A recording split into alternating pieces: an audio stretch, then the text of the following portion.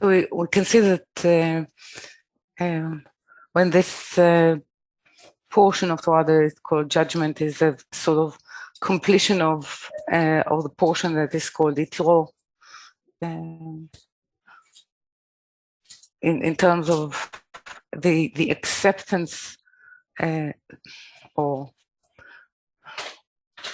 the state of the spirit, of the group of spirit that are willing to take upon themselves the covenant, the language, the purpose of Torah. What they need actually to complement it is a spirit that actually can perceive, can conceive, and can hear.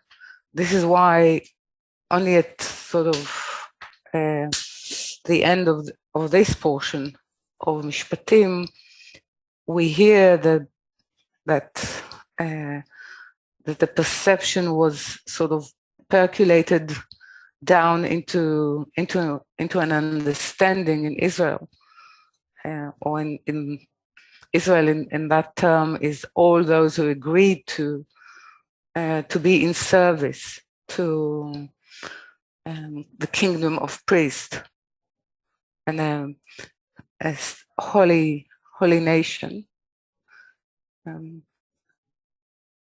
One can say that the consent is only when they say we will do and hear, meaning that only the consciousness that is defined as a spirit can actually hear the language of Torah, or the language, or what to say, the speech or the discourse of the Creator.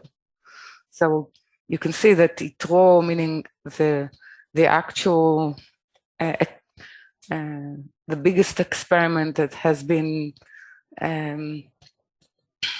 sort of bestowed upon humanity, which is giving the Torah, has to do with a coupling of a very specific consciousness, which is called spirit, which its origin or root is in Binah, in the world of Briah, and the light that belongs to it is called the spirit.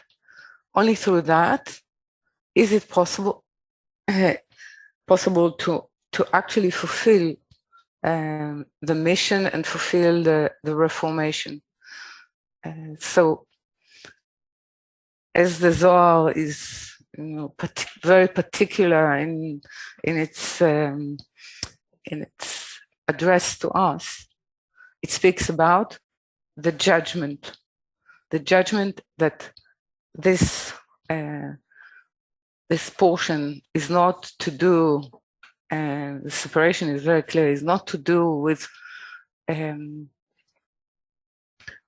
law that governs corporal life, but it is to do with judgment, meaning the process of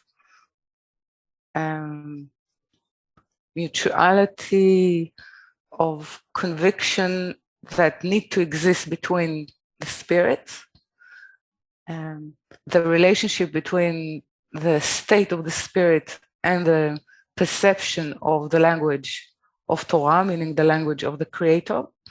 And in a way, it's a search for the union of that illumination, which is called Torah and the Spirit. So we see through the explanation and through the Spirit that actually tells the story, meaning the revelation of that, what kind of relationship is needed, and what actually those 600,000 spirits committed themselves to, and is called Sabayeba, or the grandfather of judgment. So it's to do with what kind of consideration. need to, or not need to, but takes place when there is the sentencing of spirits. So through that, we can learn what is actually required from us, that are in corporal existence. What is the attitude and and the service and the contribution that we actually owe the spirit when it awakens. Yeah. So this is actually a very complex explanation, and we can see that the spirit of the grandfather, the spirit of Saba, what is called, is going through a lot of internal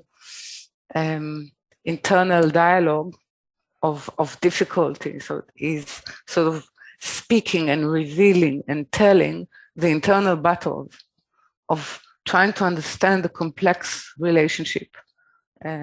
This is why it's so funny when someone is asking, tell me the destiny of my spirit. Really, it's not a good joke, because if we look at the difficulty that are that is expressed, or all the difficulties which are expressed through the internal dialogue of that spirit, the Saba, which is the guide.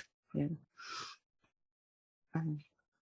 The guide of, one can say, of the whole system of spirits, as it gathers complexity through the ages, because what we gather as spirits is debts to other spirits that actually saved us, or we did not fulfill our duty for them.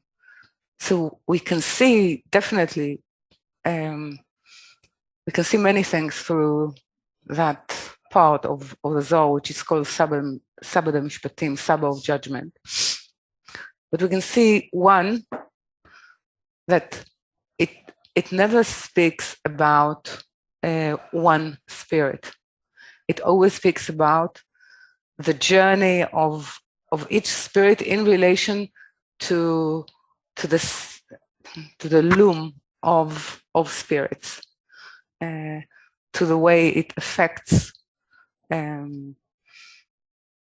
not only one spirit, but generation of revelation and possibilities of the spirits, to fulfill their mission. It is quite clear that the main mission that Torah is speaking about is not other than the mission of the spirit. So this is the only configuration that can actually give a name, meaning a feeling, hearing, to the plan of the Creator.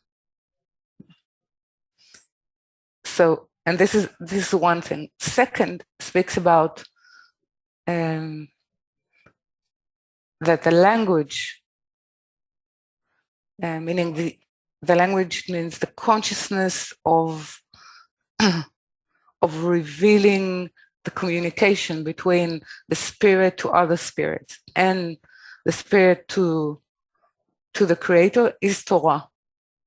So there is a courtship, meaning actually two ways courtship of Torah of the spirit, so sort of calling it behind screens, behind concealment, and the courtship and search of the spirit of Torah, in order to cause this union. And this union is actually forcing upon the system of 600,000, or the spirits as a whole, to be able to hear. only when they're doing in order to be able to hear, to complete themselves, are they actually earning, one can say, the verdict of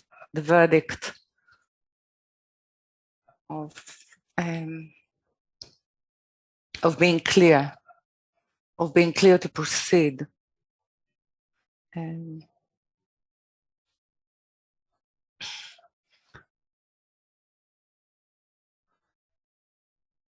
Of being adequate, one can say, fitting to the purpose.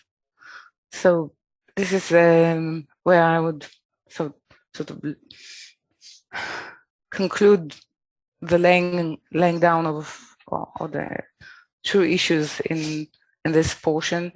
The fact that when it will be successful, and it must be successful because it happened once, and everything broke afterwards. But what it suggests that only when actually this is successful, we will be able to build a structure which is called tabernacle or Mishkan, that can actually allow the Creator to be resident in our consciousness. Okay, so this is why it will continue to be in the month of Adar, meaning in the month of that will signify the end of Reformation, and will signify as well the intervention and interception of the power of the world of Atzilut into the possibility of a formation of all spirits.